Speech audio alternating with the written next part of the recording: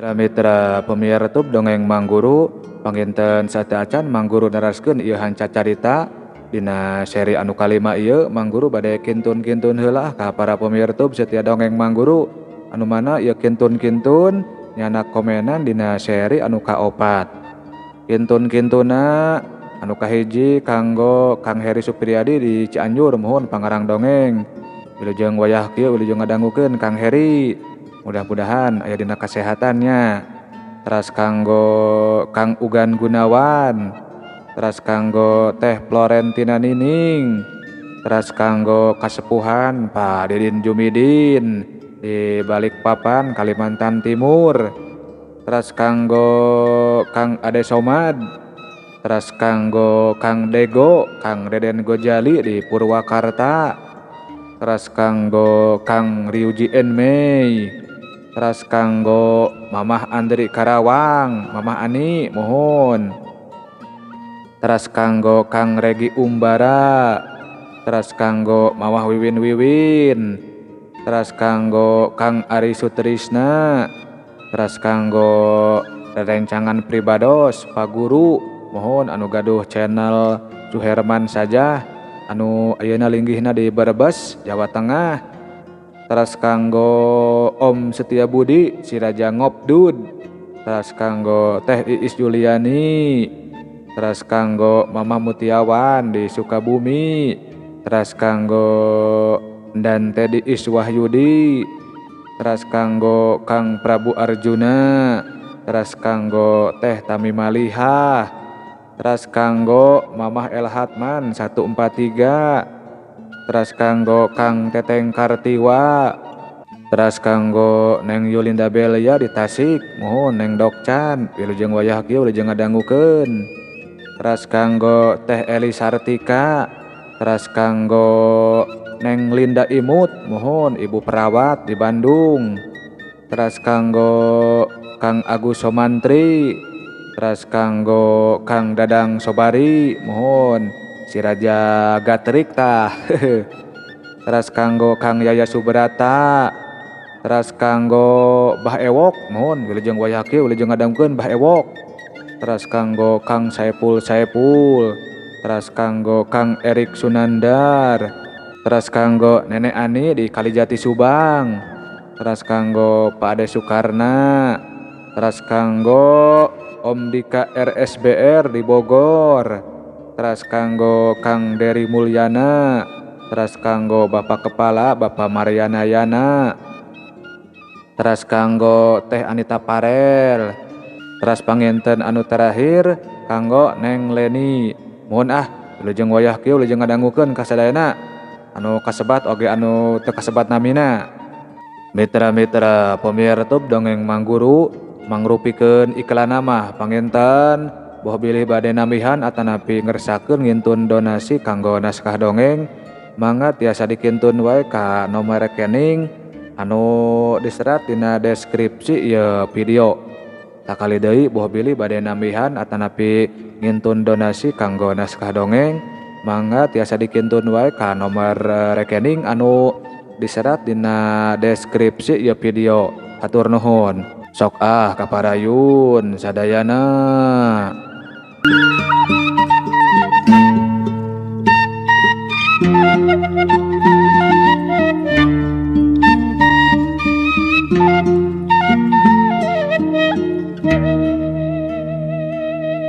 Aduh, hapunten pisan Mamang teh Raden, Mamang parantos calutak.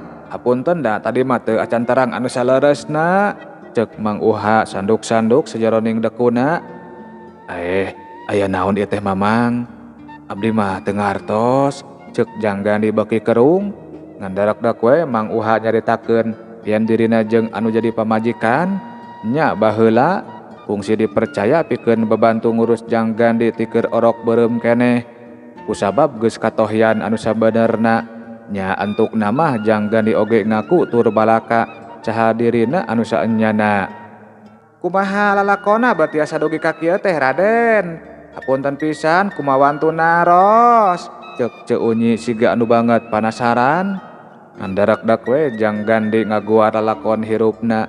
Dimimiti dikukut ku kulawarga buta tug nepi ka harita Ceunyi jeung Mang Uha arunggut-unggutan sakapeung gogodeg bari kumecrek ngarasa helo ku pangalaman anu araheng anu karandapan ku Jang Gandi.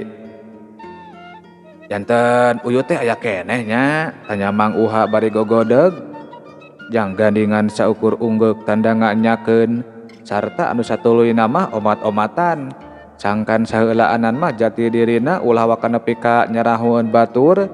Mang Uha katut Ceunyi oge salurti. Di harita Jang Gandi milungan nyerek di imahna Mang Uha.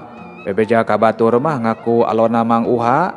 Ngaranna oge make ngaran anu kungsi dibikeun ku kulawarga buta, nyatana ngaran Tunggul. Pagawean sapopoe Jang Gandi sok milu buburuh macul atawa naon wae anu sakirana ngahasilkeun duit.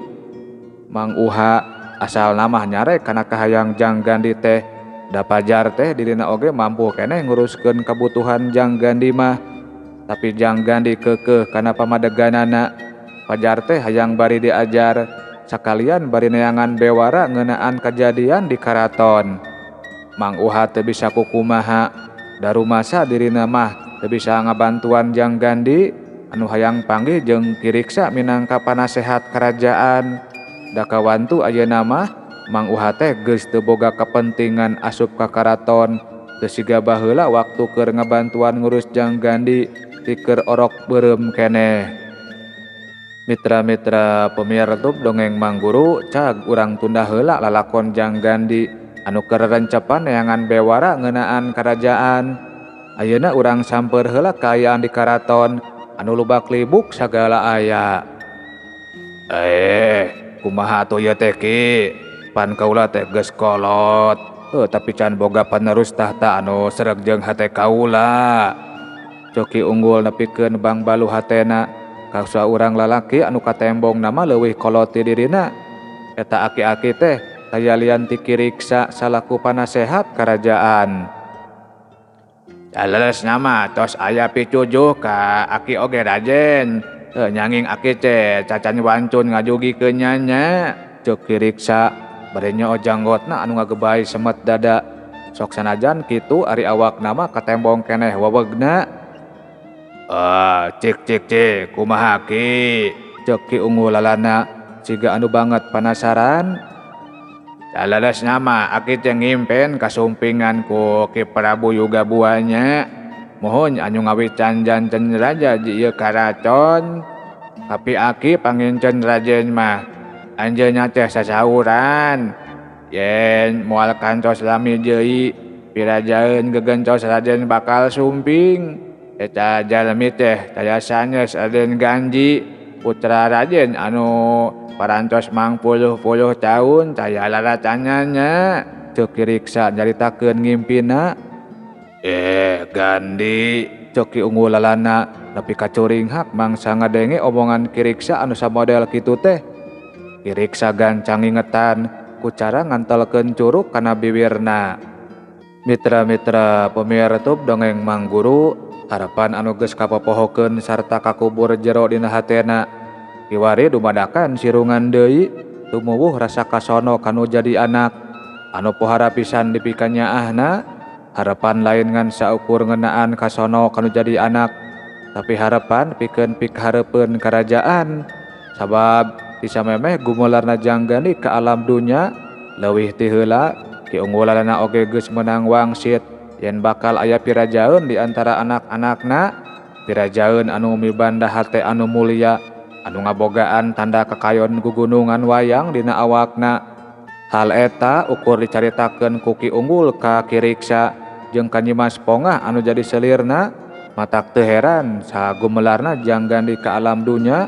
Nyimas Pongah mah satekah polah jingkahkeun Jang Gandi pikeun ngawujudkeun kahayangna. Sangkan anakna jadi raja minangka gaganti salakina. Mitra-mitra pemirtub dongeng Mang Guru, teu diengkekeun deui harita keneh kiriksa diparentahkeun pikeun sacara rencepan nalungtik tur maluruh Jang Gandi anu jadi harapan hiji-hijina. Pajar teh bisi geus aya di wewengkon karajaan. Saha diparentahkeunana ku Ki Unggul lalana, harita keneh kiriksa ngalaksanakeun pancena sejam maluruh laratan Jang Gandi bisi geus aya di wewengkon kerajaan Sedapsari. Lembur anu nyingkur disusul, wewengkon anu anggang diaprak. Anu tangtuna oge kalayan rerencepan ku jalan nyamar sangkan teu katohyan ku jalma rea da geus puguh pancena teh kawilang Rusia. Mitra-mitra pemirtub dongeng Mang Guru, ari Ki Unggul percaya pisan ka Ki Riksa teh da kawantu hiji-hijina jalma anu beunang dipercaya di karajaan. Cendak nama geus jadi gunung pananggehan Ki Riksa teh pikeun Ki Unggul mah. Hampir kabeh usul jeung papatah Ki Riksa sok digugu. Nggoni ngaheuyeuh dayeuh ngolah nagara di kerajaan Sedapsari. Hasilna kawilang nyugemakeun, rahayat ngarasa tingtrim, kasuburan jeung keamanan nagara oge bisa kaungkulan. Tapi sok sanajan kitu, ari sabenerna mah Ki Riksa oge geus ngambe haseup-haseup kagorengan anu puseurna ti pihak selir. Anu kairongna ku Ki Riksa mah geus teu sabar hayang ngajadikeun anakna kumawa sasapinuhna jadi raja di kerajaan Sedapsari. Tapi can wani ari wakca jeung nepikeun eusi hatena ka Ki Unggul lalana mah tinggis ku bisi rempan ku sugan anu jadi sangkaanana melengkung bekasnya lahan anu antuk namanya dirina keneh anu kudu nanggung sagala akibatna. Mitra-mitra pemirtub dongeng Mang Guru, cag tunda heula lalakon Ki Riksa anu keur ngalaksanakeun pancena maluluh raratan Janggandi anu jadi harapan hiji-hijina pikeun Ki Unggul lalana. Ayeuna urang samper deui kahirupan Janggandi anu kiwari nganjrek di imahna Mang Uha anu geus nganyahokeun sa Janggandi anu sabenerna. Mitra-mitra pemirtub dongeng Mang Guru, siga sasari isuk-isuk keneh Janggandi geus saged make pakean paranti ka kebon, ikat kelir hideung anu dipapaes ku kelir coklat minangka gambar-gambar batikna melit dina sirahna, bedog pondok nyolegreng dina cangkengna, atuh pacul oge geus ditunda di tepas imah. Tunggul, ayo urang ini, ceuk saurang jajaka anu saenteragan jeung Janggandi datang rek nyamper gawe. Janggandi ngan saukur ungguk bari nguniang cengkat, gap kana paculna dipanggul ditunda dina tak-takna. Sanggeusna amitan ka Ceunyi, heueuh da ukur Ceunyi anu aya di imah mah ari Mang Uha mah pasusubuh kaneh oge geus indit ka kebona, da bubuhan kebona kawilang jauh. Lain kuli ari Mang Uha mah tapi ngagarap kebon sorangan anu lumayan rada lega. Geus kitu mah gedig Janggandi kadua baturna arindit, sajajalan galecok sagala diwangkongkeun, diselang ku cacalakatakan, silih oconan silih heureuyan. Sanapina ka tempat gawe kasampak jalma-jalma anu rek garawe geus ngarumpul di kebon anu candi pelakan. Kituna teh bari ngaradu bako sagala dicaritakeun, kabilang loba anu rek garawe teh aya kana 20 urangna, da bubuhan kebona oge lega kacida, kawantu anu bogana jalma jegud. Nu ceuk beja mah anu ngabogaan eta kebon teh tayalian Raden Adijaya, anu pikeun sadaya oge geus teu birek deui yen Raden Adijaya teh putrana raja kerajaan Sedapsari. Canggeus datangna mangsa gawe gecruk Janggandi sabalad-balad ngamimitian macul ngolah taneuh keur pepelakan. Janggandi kacida rapekan kana gawena teh, batur sapagaweanana oge estuning raresepeun pisan. Karek mas sababara gecerukan ngamimitian macul, kurunyung saurang lalaki anu minangka jadi mandorna nyamperkeun kanu garawe. Ayeuna mah tong wakan teraskeun maculnya, bantosan heula panen jagong di kebon anu itu tuh. Ceuk eta lalaki debarengan ku nunjuk ka kebon jagong anu geus waktuna diala. Geus kitu mah bring sarerea ka kebon jagong, kacida mucekilna panen jagong teh sababara gorobag badag anu digusur ku sapi pinuh ku jagong hasil panen. Wayahna we 5 urang mah kedah ngiring ka karaton, bantosan nurunkeun, ceuk di mandor anu memang gawena teh ngan saukur ngatur anu garawe. Abdi ngiring mantosan Kang, ceuk Janggandi nyelengkeung. Mitra-mitra pemirtub dongeng Mang Guru, hiji kesempatan gede pikeun Janggandi mah sangkan nyaho kana kaayaan karaton, da teu sambarang jalma bisa asup ke bandaran Ki Mandor oge nya tujuan. Bering aletan Gorobag maju ngajugjug ka karaton. Janggandi jeung anu rek milu nurunkeun jagong ngicrik nuturkeun tukangeun aletan Gorobag. Sanapina ka palataran hareupeun karaton kasampak Ki Unggul, Nyimas Pongah jeung Raden Adijaya keur ngariung di bale-bale karaton. Ieu meureun bapak aing teh geurentesna hate Janggandi basa ngararet ka Ki Unggul lalana. Aya anu nyereset dina hate kasono anu pohara rosana pasedak-sedak dina dada. Tapi Janggandi oge inget kana papagah Ki Yuga sangkan teu gurung gusuh geus jadi hiji kabagjaan pikeun Janggandi mah ku nganyahokeun bapana jag-jag keneh oge. Giriwil Janggandi nurutan baturna mangulan karung jagong tina Gorobag sarta anu saterusna mah ditunda di tempat anu dituduhkeun ku Ki Mandor.